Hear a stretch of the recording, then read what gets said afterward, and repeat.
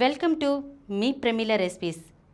ఇవాల్టి ఎపిసోడ్లో నేను మీకు కొరమేను నిల్వ పచ్చడిని ఎలా తయారు చేసుకోవాలో చెప్పబోతున్నానండి.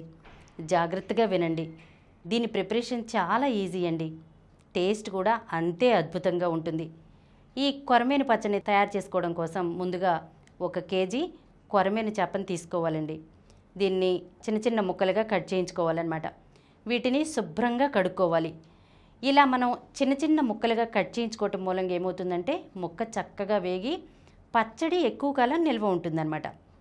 ఇప్పుడు ఇలా చిన్న చిన్న ముక్కలుగా కట్ చేసుకున్నటువంటి చేప ముక్కలని మనం వేయించుకోవాలి.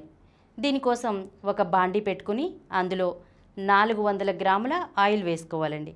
అంటే 1 కేజీ చేపకి 400 గ్రాముల ఆయిల్ పడుతుందన్నమాట. ఈ నూనె వేడెక్కిన తర్వాత మంటను మీడియం ఫ్లేమ్లో పెట్టుకుని ఈ చేప ముక్కలను ఆయిల్లో వేసుకోవాలి. వేసుకుని చక్కగా మంచి కలర్ వచ్చేంత వరకు వీటిని వేయించుకోవాలండి. ఎందుకంటే మెత్తగా ఉంటే కనుక పచ్చడి తొందరగా పాడైపోతుంది. అందుకని ముక్క కొంచెం గట్టిపడాలండి. అలాగే కలర్ కూడా చేంజ్ అవ్వాలన్నమాట. మంచి కలర్ రావాలి. అలా వచ్చేంత వరకు కూడా వేయించుకోండి. ఇవి చక్కగా ఇలా వేగిన తర్వాత వీటిని ఒక ప్లేట్లోకి తీసేసుకోవాలి. అలాగే మిగతా ఫిష్ ముక్కలన్నింటినీ కూడా వేయించుకోవాలండి. ఇప్పుడు అదే ఆయిల్లో 4 స్పూన్ల అల్లం వెల్లుల్లి పేస్ట్ వేసుకోవాలి. పచ్చివాసన పోయేంత వరకు అల్లం వెల్లుల్లిని వేయించుకోవాలన్నమాట.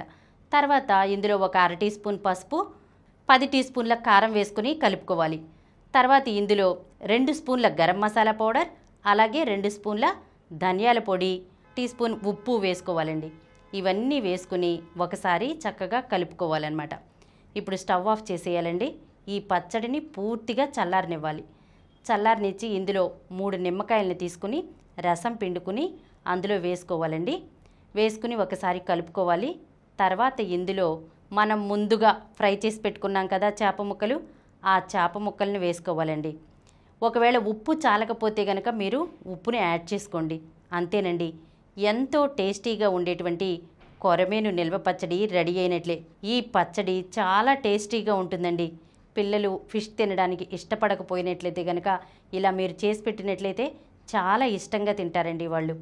ఈ వీడియో మీకు నచ్చినట్లయితే మా ఛానల్కు సబ్స్క్రైబ్ చేయండి, లైక్ చేయండి, మీ ఫ్రెండ్స్కి షేర్ చేయండి. ఇలాంటి మరిన్ని వీడియోస్తో మీ ప్రమీల రెసిపీస్లో వచ్చే ఎపిసోడ్లో కలుసుకుందాం.